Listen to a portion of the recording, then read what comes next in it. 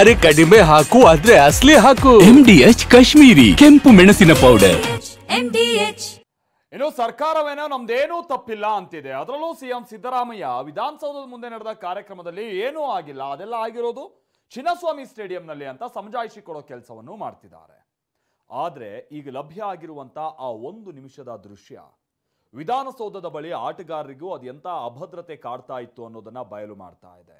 ಹೆಚ್ಚು ಕಮ್ಮಿ ಆಗಿದ್ದಿದ್ರೆ ಅವತ್ತು ಕೊಹ್ಲಿ ಸೇರಿದಾಗೆ ಬಹಳಷ್ಟು ಆಟಗಾರರು ಕೂಡ ಹಾಸ್ಪಿಟಲ್ ಸೇರ್ಬೇಕಾಗಿತ್ತು. ಅಂತ ಸನ್ನಿವೇಶ ಅಲ್ಲಿ ನಿರ್ಮಾಣ ಆಗಿತ್ತು. ಹಾಗಾದ್ರೆ ಏನಿದೆ ಆ ದೃಶ್ಯದಲ್ಲಿ ತೋರಿಸ್ತೀವಿ ನೋಡಿ. ಕಾಲ್ತುಳಿತ ದುರಂತದ ಹೊತ್ತಲ್ಲೇ ಆರ್ಸಿಬಿ ಆಟಗಾರರಿಗೂ ಎದುರಾಗಿತ್ತು ಆಪತ್ತು.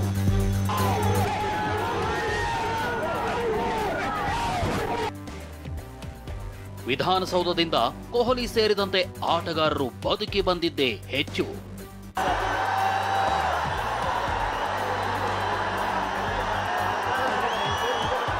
ಈ ದೃಶ್ಯವನ್ನೊಮ್ಮೆ ನೋಡಿ.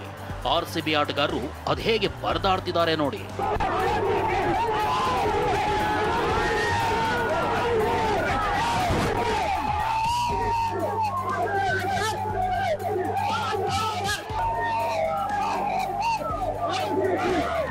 ಇದು ಚಿನ್ನಸ್ವಾಮಿ ಸ್ಟೇಡಿಯಂನಲ್ಲಿ ಕಾಲ್ತುಳಿತ ದುರಂತ ಸಂಭವಿಸೋದಕ್ಕೂ ಮುನ್ನ ಆಟಗಾರರು ಪರದಾಡಿದ ದೃಶ್ಯ. ವಿಧಾನಸೌಧದ ಮೆಟ್ಟಿಲುಗಳ ಮೇಲೆ ಸನ್ಮಾನ ಸ್ವೀಕರಿಸಿ ವೇದಿಕೆಯಿಂದ ಕೆಳಗಿಳಿದ ಆಟಗಾರರನ್ನ ಫ್ಯಾನ್ಸ್ ಮುತ್ತಿಗೆ ಹಾಕಿದ್ರು. ವಿರಾಟ್ ಕೊಹ್ಲಿ ಮತ್ತು ತಂಡದ ಸುತ್ತಲೂ ನೆರೆದಿದ್ರು. ಕೊಹ್ಲಿ ಸುತ್ತಲೂ 4-5 ಜನ ಭದ್ರತೆಗೆ ನಿಂತಿದ್ದಾರೆ. ಹೀಗಿದ್ರೂ ಅಭಿಮಾನಿಗಳು ಸುಮ್ಮನೆ ಬಿಡ್ತಿಲ್ಲ.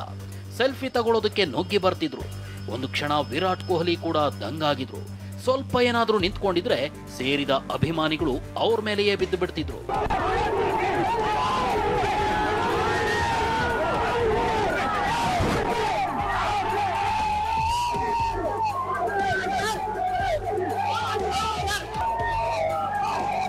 ಕೊಹ್ಲಿ ಅಷ್ಟೇ ಅಲ್ಲ, ಹಿಂದೆ ಬರ್ತಿದ್ದ ಯಶ್ ದಯಾಳ್, ದೇವದತ್ ಪಡಿಕ್ಕಲ್, ಬ್ಲೆಸಿಂಗ್ ಸೇರಿದಂತೆ ಎಲ್ಲ ಆಟಗಾರರ ಮೇಲೂ ಅಲ್ಲಿ ಸೇರಿದ ಲಕ್ಷಾಂತರ ಜನರು ಮುಗಿ ಬೀಳೋಕೆ ಯತ್ನಿಸ್ತಿದ್ರು. ಆಟಗಾರರ ಮೇಲೆಯೇ ಕೈ ಹಾಕಿ ಫೋಟೋ ತೆಗೆದುಕೊಳ್ಳೋಕೆ ಯತ್ನಿಸಿದ್ರು.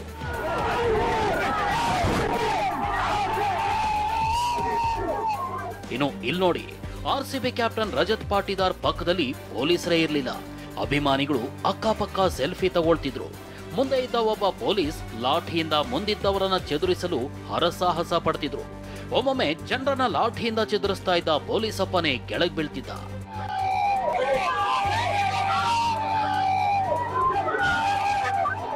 ಇನ್ನು ಕೃನಾಲ್ ಪಾಂಡ್ಯ ಕಪ್ ಹಿಡ್ಕೊಂಡು ಭಯದಲ್ಲೇ ಬಂದಿದ್ರು.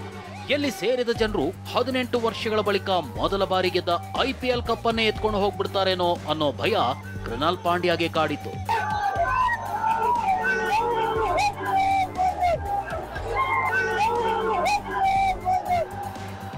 ವಿಧಾನಸೌಧದ ಬಳಿ ಸನ್ಮಾನ ಕಾರ್ಯಕ್ರಮದ ಬಳಿಕ ಆರ್ಸಿಬಿ ಆಟಗಾರರು ಬದುಕಿ ಬಂದಿದ್ದೇ ಪವಾಡ ಅನ್ನುವಂತಾಗಿದೆ. ಇಲ್ಲಿ ಪೊಲೀಸರ ಭದ್ರತೆನೂ ಅಷ್ಟಾಗಿರ್ಲಿಲ್ಲ ಅನ್ನೋದು ಎದ್ದು ಕಾಣ್ತಿದೆ. ಅಲ್ಲದೆ ಆಟಗಾರರು ವೇದಿಕೆಗೆ ತೆರಳಲು ವಾಪಸ್ ಇಳಿದು ಬಸ್ ಹತ್ತೋವರೆಗೂ ಸುತ್ತಲೂ ಸರಿಯಾಗಿ ವ್ಯವಸ್ಥೆ ಮಾಡಿಕೊಂಡಿಲ್ಲದೆ ಇರೋದು ಕಣ್ಣಿಗೆ ರಾಚುತ್ತೆ. ಆರ್ಸಿಬಿ ತಂಡವನ್ನ ಮಾರಾಟ ಮಾಡುತ್ತಾ ಕಂಪನಿ. ಹೌದು, ದುರಂತದ ಬಳಿಕ ಆರ್ಸಿಬಿಯನ್ನೇ ಮಾರಾಟ ಮಾಡಲು ಕಂಪನಿ ಲೆಕ್ಕಾಚಾರ ಹಾಕ್ತಿದೆ ಎನ್ನಲಾಗ್ತಿದೆ. ಸುಮಾರು 17,000 ಕೋಟಿಗೆ ಆರ್ಸಿಬಿ ಫ್ರಾಂಚೈಸಿಯನ್ನೇ ಮಾರಾಟ ಮಾಡೋ ಸಾಧ್ಯತೆಗಳಿವೆ ಅಂತ ಬ್ಲೂಮ್ಬರ್ಗ್ ವರದಿ ತಿಳಿಸಿದೆ. ಆದರೆ ಡಿಯಾಜಿಯೋ ಕಂಪನಿ ಇದಕ್ಕೆ ಪ್ರತಿಕ್ರಿಯೆ ನೀಡಿದ್ದು ಆರ್ಸಿಬಿ ಫ್ರಾಂಚೈಸಿಯನ್ನ ಮಾರುವ ಯಾವುದೇ ಆಲೋಚನೆಗಳಿಲ್ಲ ಅಂತ ಸ್ಪಷ್ಟನೆ ನೀಡಿದೆ. ಸ್ಪಷ್ಟನೆ 10 ಜೂನ್ 2025. ಆರ್ಸಿಬಿ ತಂಡ ಮಾರಾಟವಾಗುತ್ತಿದೆ ಅನ್ನುವ ವರದಿಗಳು ಹರಿದಾಡುತ್ತಿವೆ. ಈ ಮೂಲಕ ಕಂಪನಿ ಸ್ಪಷ್ಟಪಡಿಸುವುದೇನೆಂದರೆ ಆರ್ಸಿಬಿ ಮಾರಾಟಕ್ಕಿದೆ ಎನ್ನುವ ಸುದ್ದಿಗಳು ಊಹಾಪೋಹ. ಈ ಬಗ್ಗೆ ಕಂಪನಿ ಯಾವುದೇ ಚರ್ಚೆಗಳನ್ನು ನಡೆಸಿಲ್ಲ. ಧನ್ಯವಾದಗಳು. ಚಿನ್ನಸ್ವಾಮಿಯಲ್ಲಿ ನಡೀಬೇಕಿದ್ದ ಕ್ರಿಕೆಟ್ ಪಂದ್ಯಗಳು ಶಿಫ್ಟ್.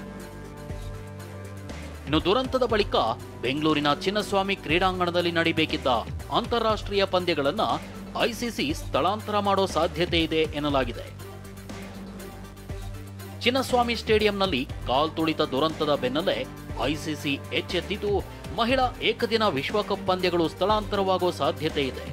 ಮಹಿಳಾ ವಿಶ್ವಕಪ್ನ ಕೆಲ ಆರಂಭಿಕ ಪಂದ್ಯಗಳು, ಸೆಮಿಫೈನಲ್ ಹಾಗೂ ಫೈನಲ್ ಪಂದ್ಯ ಚಿನ್ನಸ್ವಾಮಿಯಲ್ಲಿ ನಿಗದಿಯಾಗಿದ್ವು.